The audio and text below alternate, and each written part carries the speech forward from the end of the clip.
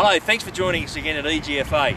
Today Michael Jones and Ivaz Sigalis will take us through a 10-minute warm-up routine that I think you'll all find very helpful, not only before your lesson, but also before you tee off. My golf lessons, and they're not prepared, they're not warmed up, and they spend the first 10 minutes hitting quite unusual shots that they don't generally hit, and as a result it makes the lesson a little bit more complicated. Ivaz, what would you think would be the problem behind that? Well, Michael, what happens is the warm-up provides your body with preheating the muscles, and you need to preheat them, so basically there's blood flow going round, the muscles are starting to work. If you go in cold, you basically don't get that effect.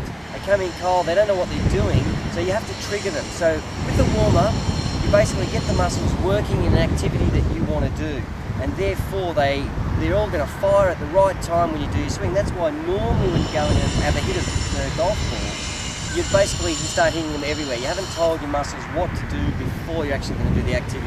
So today, I think we should go through some exercises, basically give you an idea of what you need to do before you swing that club. So the old age warm-up of a couple of swing club over the back, about shoulder width, and squat down like we're sitting in a chair, the arms go up.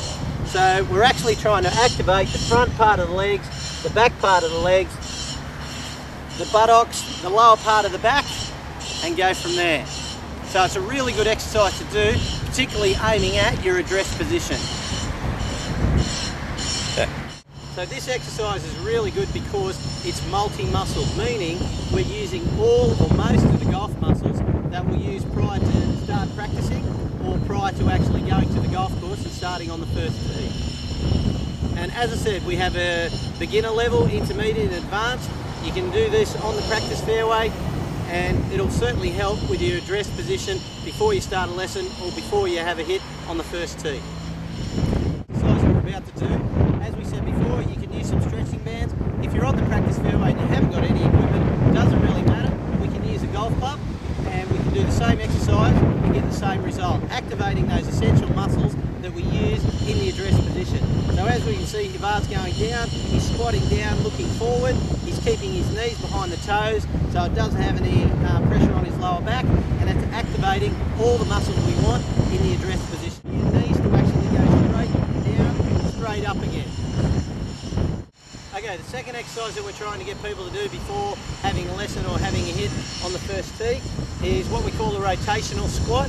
And a lot of the time, right-handed people, as we discussed previously on our EGFA clips, we're trying to make sure that both sides of the anatomy are balanced up. So with a right-handed person, a lot of the time, which I see in lessons, the left side of their body is quite weak. This exercise is actually to activate that weaker side and hopefully set up for a better posture. Therefore, we can work the golf swing much easier. So let's have a look at Ivaz do this for me. So this is called rotational squat. So he's turning the left shoulder while squatting. So we're working on that lower half staying stable, but he's also rotating the top half, the left shoulder going back, which is quite a difficult exercise. And he turns. And it's a really functional exercise for your golf swing, folks. So you should give this a go when you have an opportunity on the practice range.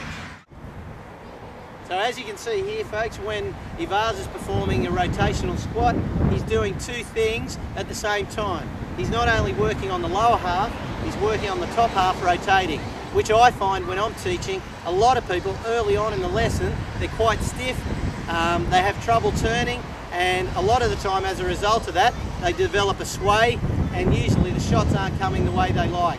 So work on these kind of exercises. They're functional for golf and they're functional for right-handed golfers. Okay, the third exercise that we're trying to get people to do before a lesson or before they play on the first tee is a one-leg squat using the golf club as a balance pole.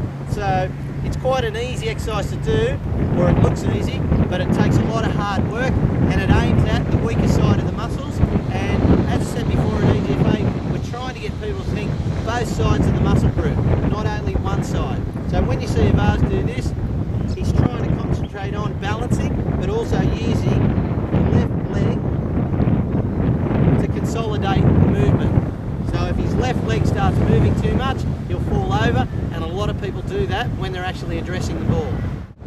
If you ever thought you're a bit worried about how you balance do one of these exercises and you'll certainly find out straight away whether you have good balance or there's a little bit more that you can work on. And always make sure you get advised by a qualified golf fitness instructor or a human movement trained person. Otherwise you can end up doing exercises not relative to your golf swing and end up with injuries.